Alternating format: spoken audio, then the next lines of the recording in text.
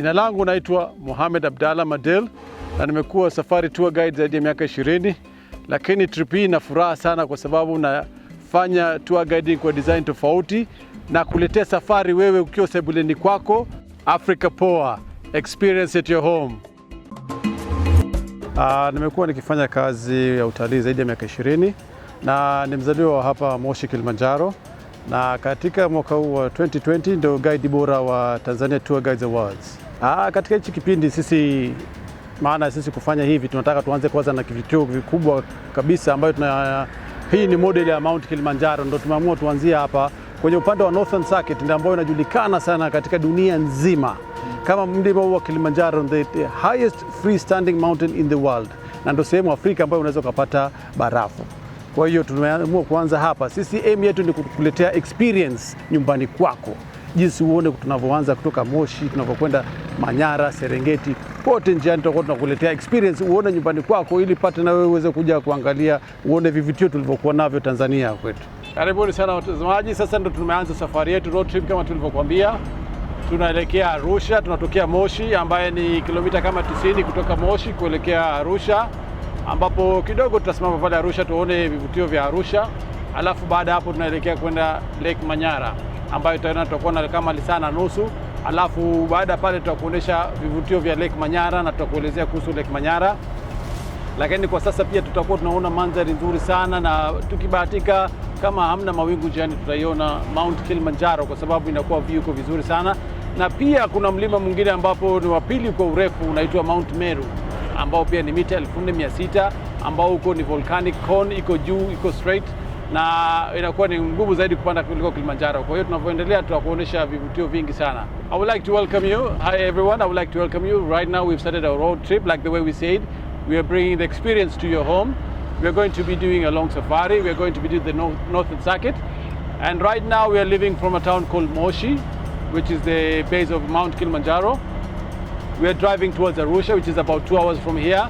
And on our way we'll be bringing for you everything live, what we see and all the beauty of the place and the expectations what you're going to be seeing. And we'll be driving from there to Lake Manyara, where we'll do another short stop and show you what beauty we have there and the Lake Manyara Biosphere Reserve and what to find there. And we're going to take pictures of the lake and to show you what we have.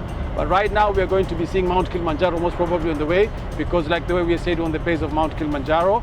And also on the way we have Mount Meru, the second highest mountain, which is about 4,600 meters. So we have a lot to show you.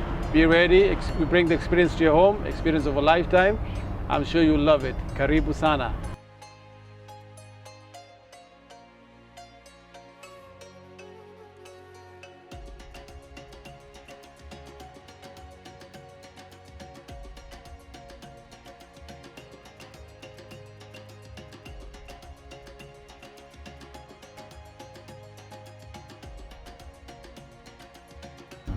Kama tulivyokuahidi kwamba tutakuwa tunakuletea hatua kwa hatua, na sasa tumefika kwenye kona ya kuelekea Tarangire na Manyara, na sasa tumekuwa tukiendesha lisaa limoja kutoka Arusha, na ndo tunakata kulia kuelekea Manyara, na ukiendelea mbele kule dakika 25 unafika pake Tarangire, ambayo ndo inasifika kuona watembo wengi zaidi ya tembo 3000.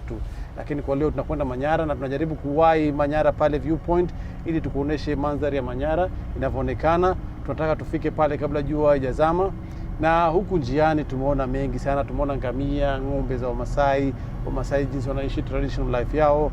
Kwa hiyo tunaendelea kukuletea hatua kwa hatua jinsi tunavyoenjoy landscape yetu huku. Kama unavyoona ni endless, unaona barabara mpaka kule mwisho ni endless. Kwa hiyo tunakuletea hatua kwa hatua, tunakuletea safari mpaka nyumbani pale.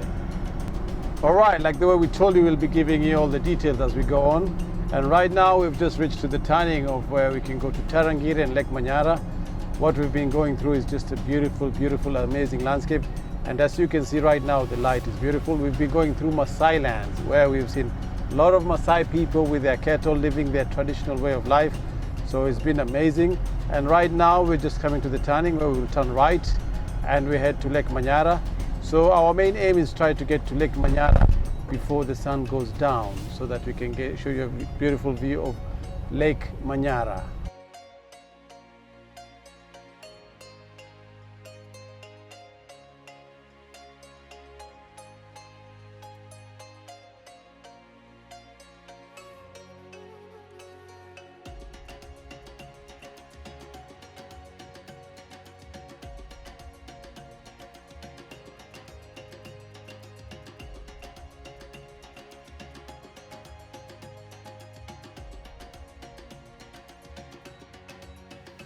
All right, on our way to Lake Manyara, we had to make this stop just to see the termites. So this is what we call the underground society. So as you can see, this is a very, very tall one, but actually this is just ventilation to bring the air inside. So down under there, we might have more than 2 million termites living there. And the way it starts, this society is very funny because it's when they breed once time in a year where they will fly out. A queen will follow with the king, and then they will follow each other behind. And then they start a colony like this where it's most favorable. And once they get a place where they can start their nest, so they start breeding there, the queen and the king. And then the queen will be laying eggs for a lifetime. Once they do that, they will give birth to workers and soldiers. So the workers are the ones which build this big structure here. And we can have more than 2 million, and then we have soldiers. So what they do, the workers are the ones which build here, and the underground, under the ground there, that's where the queen lives. She can get up to almost about 3-4 inches big, and her job is just to lay eggs. She can lay about 20,000 eggs a day. 20,000 eggs a day. So it's a very, very actually impressive structure. And down under there, the temperature is cool because as you see these holes here, these are all ventilations. So what happens is that when they breathe out, the air goes in, and the air coming in, they meet up. And inside the temperature just down there, it's about 32 degrees 0.5 for their eggs. And the termites, they cannot digest the food by themselves. So what they do is that they have a special type of fungus which they grow under there. So that once they normally eat dead grass and wood. So once they collect this, they will bring them here, down under there. So they feed it to the fungus. And then after that, the fungus will digest for them. And then that's the time they can be able to eat because they'll produce the bacteria for them to digest. So it's a very, very impressive structure. As you can see, it's much taller than me, but actually this is just ventilation. And also down there, we have most of the animals living. That's where we have the snakes. This is where we have the squirrels. So the termites, most of the animals actually depend on them. But also these termites are controlled by what we call aardvarks, and we have the anteaters which eat them. And also some birds when they're flying out. So also it's playing a very important role in the ecosystem. So once they collect dead grass and wood, they go to plant the fungus under. So what we say is that they refresh the soil every time they do that. So actually it's a very, very impressive structure. But I will explain for you more as we continue. But it's actually, this is a little bit of what I just wanted to explain for you. Karibu sana. Sasa njiani kwetu tulivyokuwa tunaelekea Manyara, tumekutana na huu ni kichuguu. Kama unavyoona ni mchwa. Tunayo mchwa aina nyingi sana. Sasa hawa mchwa wanakuwa wanatengeneza hii structure kubwa namna hii, na huku chini kuna malkia. Malkia kazi yake ni kutaga mayai, anazaa zaidi ya mayai 20,000 kwa siku. Na sasa hapa kuna wafanyakazi na kuna askari. Askari hao kazi yao ni kama kuna mtu anakuja kuvamia huku, huwa wanakuja kuwang'ata wale ili wasivamie, kwa sababu ule malkia akifa koloni yote inakwisha. Kwa hiyo wanakuwa wanamweka chini. Kwa hiyo huwa anaweza kaa mpaka mita 5 chini. Na saa zingine mpaka huwa wanaweza kufika mpaka kwenye waterbed, na kazi yao wanachukua majani yaliyokufa na mbao yaliyokufa. Kwa hiyo ndio wanaleta huku, alafu kuna fungus ambayo wanakuwa nayo kule chini, na temperature ya kule chini exactly ni around 32.5. Kwa hiyo hizi tundu kama unavyoziona ni za kuingiza hewa ndani. Kwa hiyo wao wakitoa ile carbon dioxide na ile oxygen ikimix, inakuwa temperature huko ndani inakuwa around 32.5, ambayo inakuwa ni nzuri sana kwa ajili ya mayai yao. Sasa kama mnyama kama ule ambaye anakula mchwa ule tunamuita aardvark, akija kunani hapa, wale askari wanakuwa wanapata message kutoka kwa pheromones kwamba kuna mtu ameingia, wanakuja, basi kazi yao huwa kung'ata. Kwa hiyo yale meno waliokuwa nayo ni makubwa sana, hata kula hawawezi. Ndio hiyo, kwa hiyo inabidi kila siku wao wanalishwa na wale wafanyakazi. Wale wafanyakazi wakiwalisha na wakienda pale pia ukimlisha ule malkia anapata message kutoka ile mate kwamba askari wamepungua, kwa hiyo anataga askari. Akipata message kwamba wafanyakazi wamepungua, anataga wafanyakazi. Kwa hiyo koloni inaendelea kila siku mayai 20,000, lakini pia wanafanya ecosystem moja iendelee, kwa sababu wanachukua majani yaliyokufa, mbao iliyokufa kufanya huko chini, ambayo wanakuwa wamepanda ile kitu tunaita fungus. Kwa hiyo wanakuwa wale fungus wanafanya ile digestion, kwa sababu hawezi kudigest wenyewe. Kwa hiyo baada wale fungus kufanya digestion na ile bacteria, hao ndio wanaweza kula. Sasa wanakuwa wanaweza kula ile chakula. Kwa hiyo ni structure moja, tutaelezea zaidi, lakini ni kitu impressive sana. Ni kitu ambayo ukipata njiani ukija kukiangalia tunaita underground society, lakini structure iliyoko huko chini, structure anayojenga hii ni kama binadamu anajenga ghorofa 2000 kwa hawa wanyama kwa size yao, ni kama binadamu anajenga ghorofa 2000. Kwa hiyo wewe fikiria, na huwa wanawapatia wanyama wengi wanaweza kuishi hapa kwa sababu kuna ndege wanaishi hapa, kuna nyoka, kuna mijusi, kuna vitu vingi aina sana wanaishi kwa sababu hapa juu, kwa sababu hii wameweka kama ventilation, lakini wenyewe hawa mchwa wanaishi huku chini mpaka mita 5 chini ya ardhi. Karibu sana. Penda kwanza udongo. Udongo kwanza ni kitu muhimu sana kwao, kwa sababu wanaweza kujenga hii kitu hapa ilivyojengwa hapa. Hata Wamasai wanachukua hii udongo huu kwa ajili ya kujenga zile nyumba zao za Kimasai wanaziona, kwa sababu ni mate ya mchwa na nani wanachukua na udongo inachanganywa, ndio maana inakuwa kama cement. Ukigusa hapa, wewe mwenyewe ukigusa hapa, unaona kama jiwe, kama jiwe. Mimi mwenyewe nikipiga hapa naumia.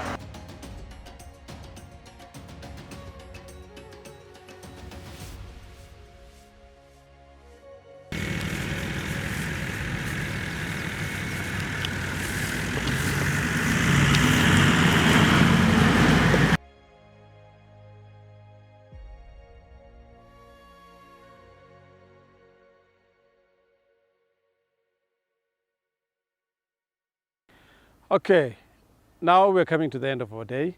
As you saw, we had a very lovely day. We saw a lot of landscape. And right now we're on the top of Lake Manyara, one of the saltwater lakes. We call it saltwater, but it's really alkaline. So this is the Rift Valley area. This is where the tectonic plates hit each other, and now they're moving away very slowly. So they move about 6 to 7 millimeters a year. And inside here it's very, very rich. We have elephants, we have a lot of bird life. That's why it's called the Biosphere Reserve. And also we have the hot water, which is passing under the ground, also through the sulfur. And this water becomes heated, which is very, very good.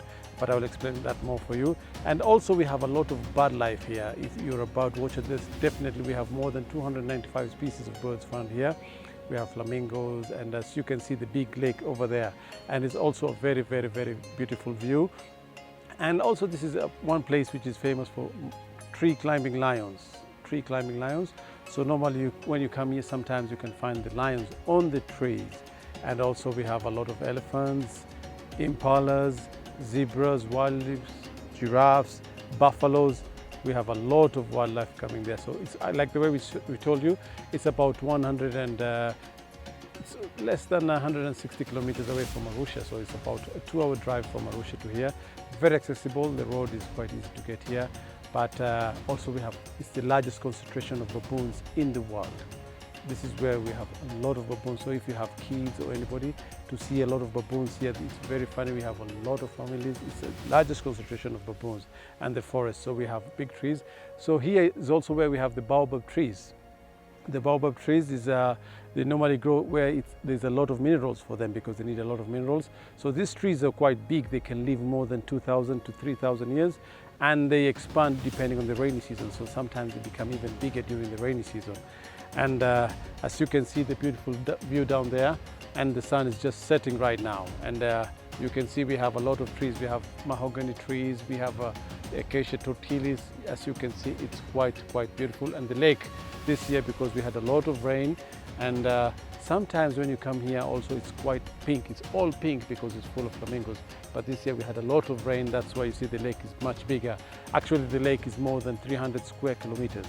Kwa sasa tumefika viewpoint ya Lake Manyara. Sasa hii viewpoint iko njiani kuelekea Karatu, na kwa mtu yote kutoka Arusha mpaka kufika hapa labda ni saa na nusu, na hata kwa gari ndogo unafika, kwa sababu barabara mpaka hapa ni lami tulipo.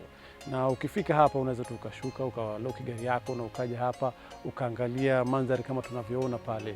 Ni ziwa moja kubwa sana na tunaita salt water kwa sababu imejaa alkaline. Hii area yote ni volcanic.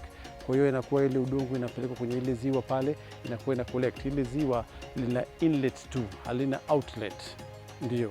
Na kama unavyoona hapa Lake Manyara tuna wanyama wengi sana. Tunayo mbogo, tunayo tembo, tunayo twiga, tunayo pundamilia. Kila aina ya mnyama unaweza kumfikiria tunayo pale, na pia tunayo simba ambao wanapanda kwenye miti. Na kama pia unapenda ndege, tuna ndege zaidi ya 200, aina 200 wako kule, zaidi ya aina 200. Kwa hiyo ndege wako wengi, na miti mikubwa kama nilivyokuambia, mbuyu na mahogani, miti iko mingi sana. Mandhari yake ni msitu, hewa safi sana. Karibu. Na kama tulivyosema, kuja mpaka hapa, hata ukiwa na gari ndogo unaweza kufika, kwa sababu kutoka Arusha mpaka hapa ni saa na nusu. Na ukiingia pale ndani, kama nilivyokuambia, kuna mkusanyiko mkubwa wa nyani kuliko sehemu nyingine yote duniani, na pia simba ambao wanapanda kwenye miti, tembo, aina nyingi sana ya ndege, zaidi ya aina 200. Kwa hiyo kama unapanga hata weekend labda, kwa sababu kutoka Arusha mpaka hapa ni saa na nusu, na kwa bei ya Mtanzania wameifanya bei nafuu sana. Kwa hiyo kwa Mtanzania mmoja ni shilingi 10,000, kwa watoto nusu bei.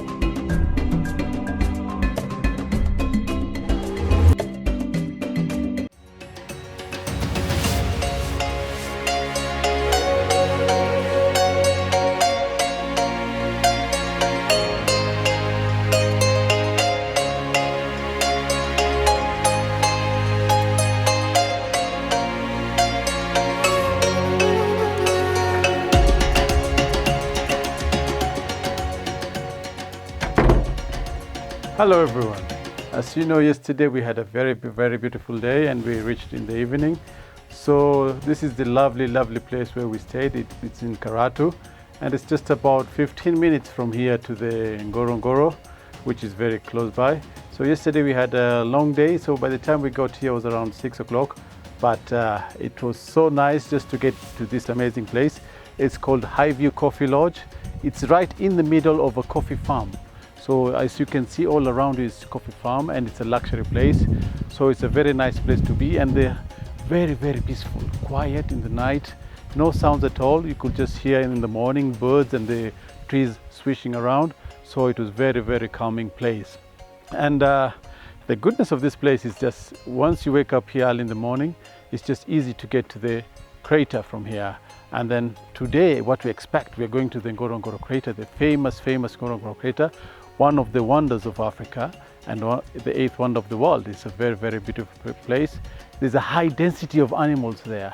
We most probably might see the big 5 and also the rare black rhino, which is very endangered species. We only have about 4,000 remain, but the Ngorongoro crater is one of the places where it has a stronghold of the rhinos. So most probably today we have the chance of seeing the black rhinos, and also most probably the big 5 and high density of animals, because we have more than 30,000 animals living down there in the crater. So as we promised you, we're going to bring for you every day to day what to do. And today we're going to bring the experience to your home. And together today we're going to be with the director Pai and our cameraman Boaz.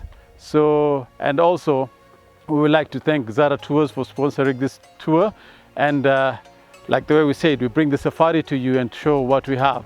Uncensored Tanzania, experience to your home. All right, so for us guides, we're very careful, and we like to make sure that our clients have a very smooth ride. So every morning what we do is that we always check our vehicles, that they're in top condition. And that's what I'm gonna do right now. It takes me just about 5 minutes to check how the vehicle is and make sure the car is clean and comfortable. So that's what I'm going to be doing right now, and just check the vehicle, okay?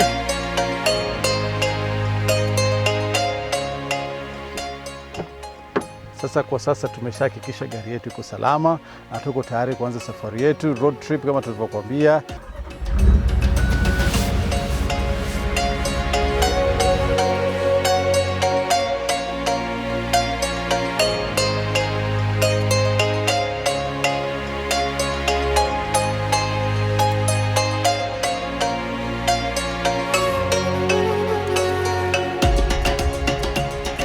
just going to stop here at the viewpoint of the famous Ngorongoro crater, one of the wonders of the world.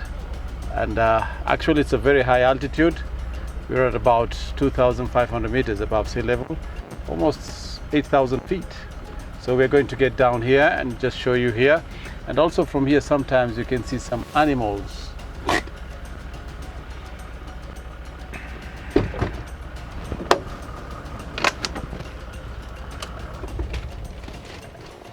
All right, so let's go see what we can see from the Ngorongoro crater right now.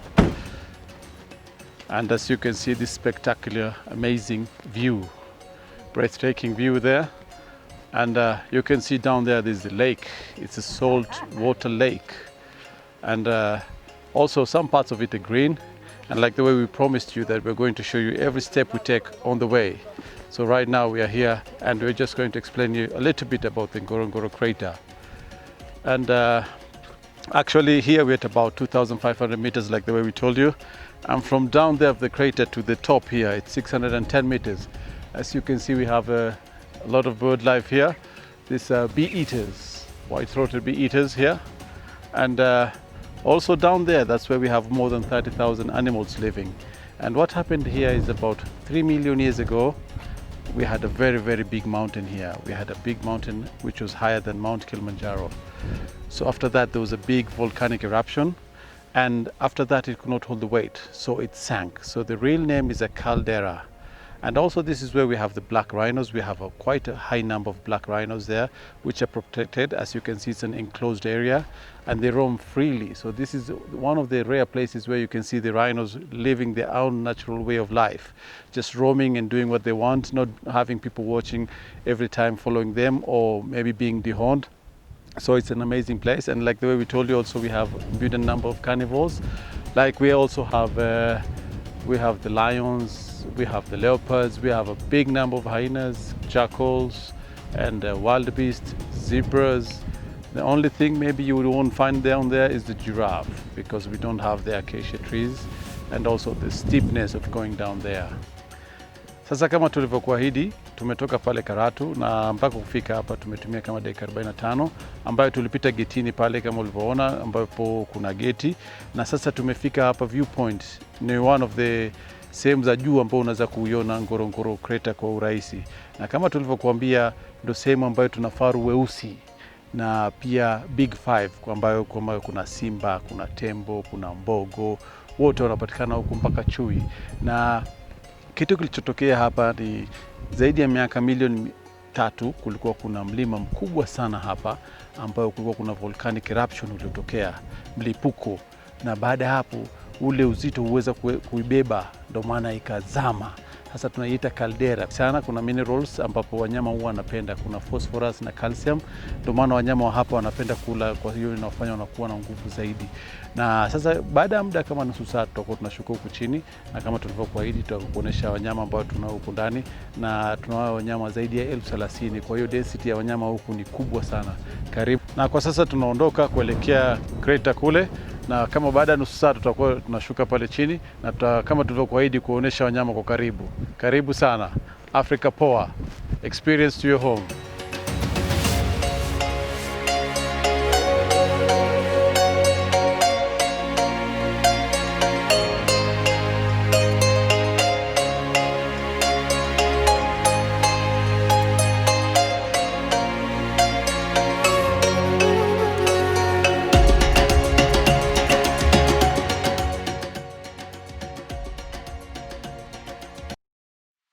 Sasa kama tulivyokuwa tunasema, tunaona tunapanda mlima, tunakwenda juu na juu, tunafika altitude mpaka labda mita 3,000, kuna sehemu zinazofika, lakini mara nyingi inakuwa kati ya 2,500.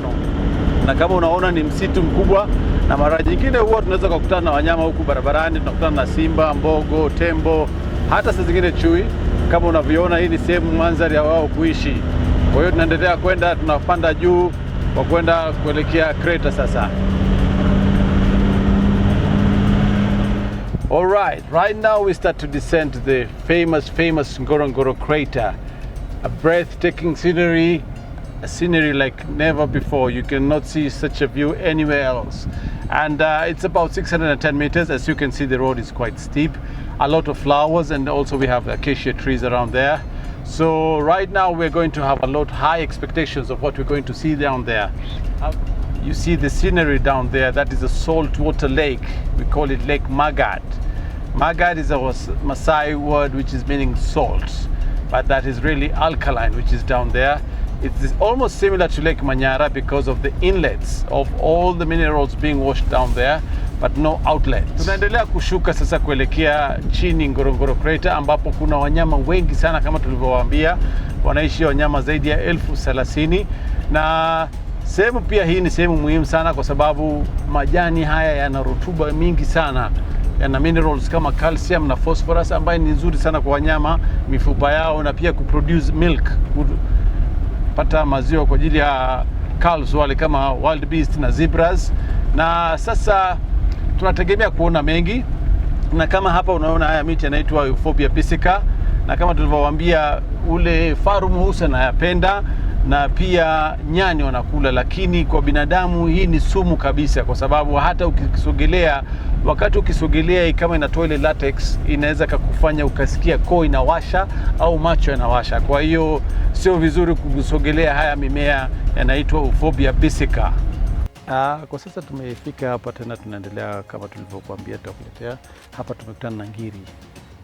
Hawa ni ngiri, na kama unavyoona saa zingine wanakuwa wanaenda kwenye magoti yao kujaribu kula, kwa sababu wana shingo fupi, na wakati wakizaliwa kuna vitu kama pads wanazaliwa nayo kwenye hivi viungo vya huku kwa sababu ya kuweza kuweka mikono chini.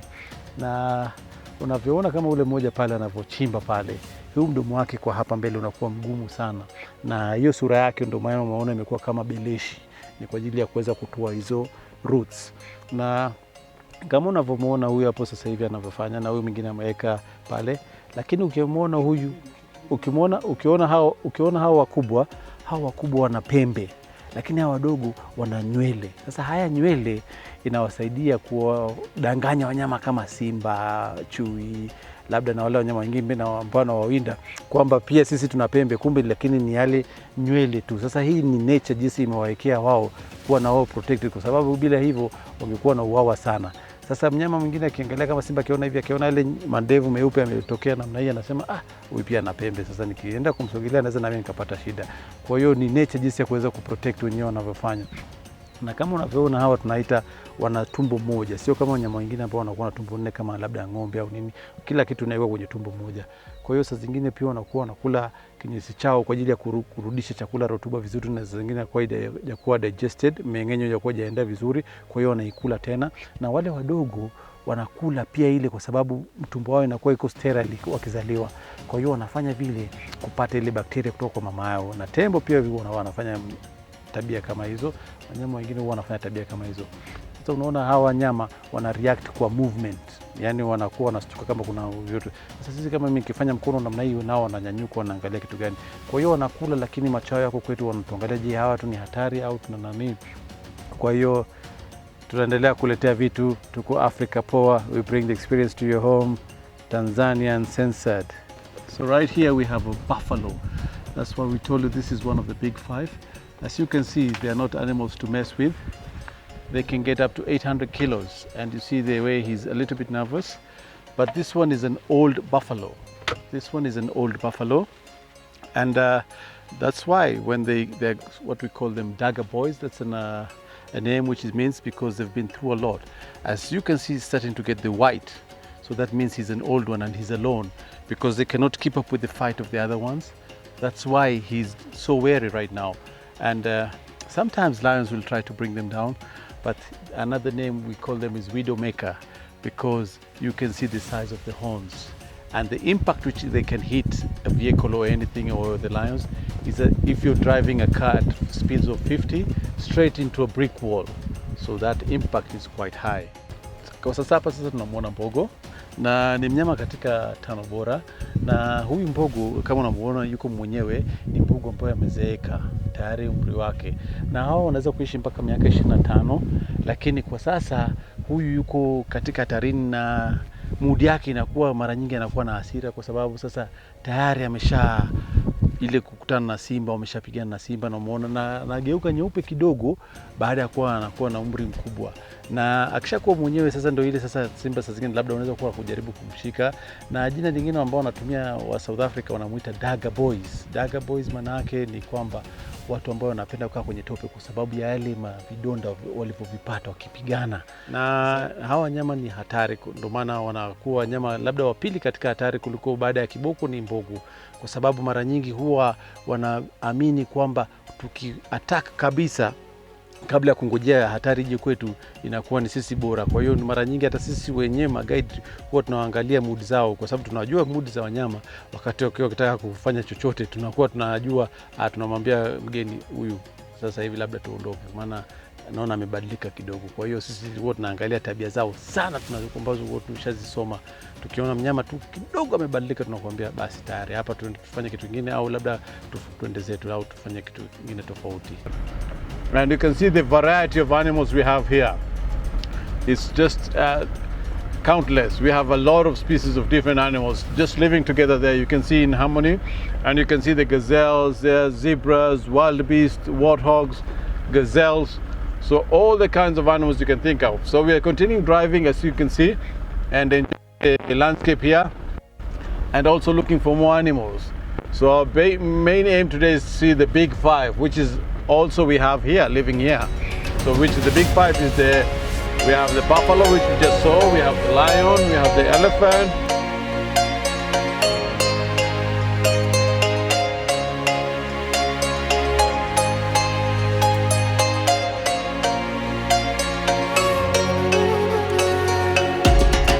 Unaona kuna simba kama 11 hapa ambayo hata hatua 5 haifiki na umetulia, na ule dume unamuona na hema zaidi kwa sababu